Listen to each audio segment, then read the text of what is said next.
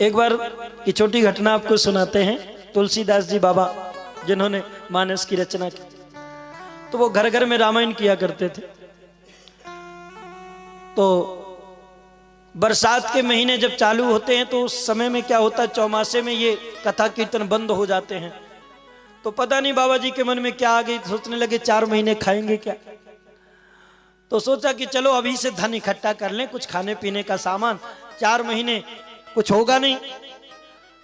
तो गोस्वामी जी ने जो घरों में रामायण पाठ किया उससे काफी महाराज आटा दाल चावल घी इत्यादि सामग्री इकट्ठी हो गई, कुछ धन भी इकट्ठा हो गया, कुटिया में रख लिया। जबकि संत को संग्रह नहीं करना चाहिए, लेकिन आ गया मन में तो कर लिया। अब कुटिया में भर के धर लिया कि भाई 4 महीने कुछ करना नहीं पड़ेगा। लेकिन महाराज बाबा जी की कुटिया में धन आया तो कुछ आसपास के जो लुटेरे प्रवृत्ति के लोग थे ना, चोर, उन्हें पता चल गया। तो सोचा कुटिया में बाबा अकेला रहता है, रात को चलेंगे, 2 लोग बाबा को पकड़ लेना, 2-4 लोग अपन माल उठा करके भाग आएंगे।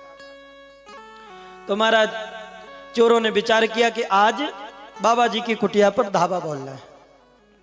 तो नारायण हुआ क्या, जैसे ही वो सारे चोर मिलकर के गोस्वामी जी की कुटिया पर पहुंचे तो क्या देखते हैं कि 2 16-16 वर्ष के राजकुमार हाथ में धनुष बाण लिए हुए बाबा की कुटिया के चारों तरफ घूम रहे।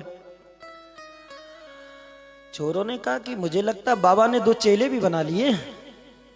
हाँ, बड़े सुंदर हैं। बोले चलो कोई बात नहीं, अभी रात कम है, अभी ये चेले भी सो जाएंगे, फिर आएंगे। और महाराज अब चोर जो थे वो छिप गए। सोचा घंटे 2 घंटे बाद, अब 2 घंटे बाद फिर उन्होंने विचार किया कि चलो अब देखते हैं वो भी सो गए होंगे चेले। तो देखा क्या कि फिर वो राजकुमार धनुष बाण लिए घूम रहे। अब चोरों ने जब भगवान का, अब भाई जिसको भगवान का दर्शन हो जाए वो कितना भी पापी हो, है, भगवान का दर्शन करते ही कोटि जन्मों के पाप एकदम नष्ट हो जाते हैं, खाक हो जाते हैं। अब ये तो 2-3 बारी भगवान का दर्शन कर चुके, तो बुद्धि परिवर्तित होगी।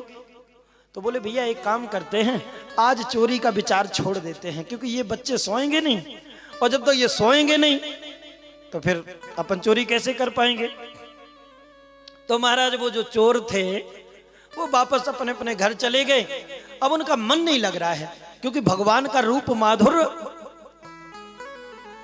का आनंद ले चुके थे, आंखों में वही छवि, वही राजकुमार। चोरों को लगने लगा कि चलो एक बार चल करके धन ना सही उन राजकुमारों का दर्शन हो जाए, वो तो बड़े सुंदर थे, ऐसे बालक तो हमने आसपास देखे ही नहीं। जैसे तैसे सवेरा हुआ और बाबा जी उठे, अपने नित्य क्रिया से निवृत्त हुए, सीताराम जी की पूजा की और बैठे हुए थे आसन पे। तो वो चारों चोर जाकर के चरणों में गिर पड़े। बाबा जी ने कहा क्या हुआ? कहा भगवान कृपा करके हमें अपने चेलों से मिला दो। महाराज जब से उनका दर्शन किया है आंखों में वो बस गए हैं, आंखें बंद करें तो खोलें तो बस उन्हीं का दर्शन हो रहा है। कहां छुपा करके रखा है? तुलसीदास जी ने कहा भैया हम इस कुटिया में अकेले रहते, हमारे कोई चेला एला नहीं है। कहा महाराज झूठ बोलते हो, अरे एक बार दर्शन करवाने में तुम्हारा क्या जाएगा, करवा दो ना। और पैर पकड़ लिए, बोले भगवान एक बार अपने चेलों के दर्शन करवा दो। बाबा जी ने कहा मैंने कह दिया ना मेरा कोई चेला एला नहीं है। कहा भगवान मैं रात में 3 बारी आपके यहां चोरी करने आया। क्या? हाँ। तो इसका मतलब तुम चोर हो? बोले हाँ भगवान हम चोर हैं, और आपके कुटिया में जो माल रखा हुआ ना, इसे हड़पने के लिए, इसे चोरी करने के लिए हमने पूरी रात प्रयास किए, लेकिन महाराज धन्य है वो आपके चेले, आप तो सोते रहते हो और बेचारे छोटे छोटे सुकुमार बालकों को रात भर पहरे में लगा रखते हो। तुलसीदास जी ने कहा मेरी कुटिया का पहरा? क्या तुमने देखा कैसे राजकुमार थे?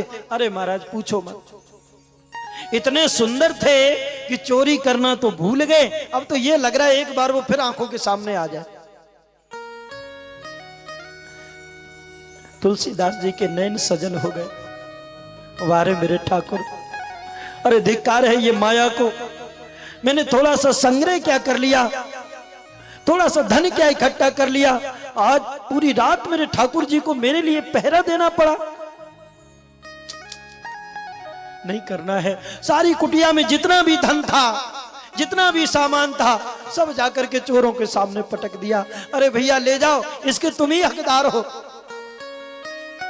पूरी जिंदगी बीती जा रही है, उनके दर्शनों के लिए तरसता रहता हूं, और तुमने पूरी रात दर्शन किए। महाराज बाबा तुलसी ने सारा जो अन्न था, आटा दाल चावल घी इत्यादि, सब दीन गरीबों को बांट दिया। जिस धन की रक्षा में मेरे ठाकुर जी को कष्ट उठाना पड़े, ऐसे धन को कभी नहीं रखेंगे। तो महाराज भक्तों की भगवान हर पल रक्षा करते हैं।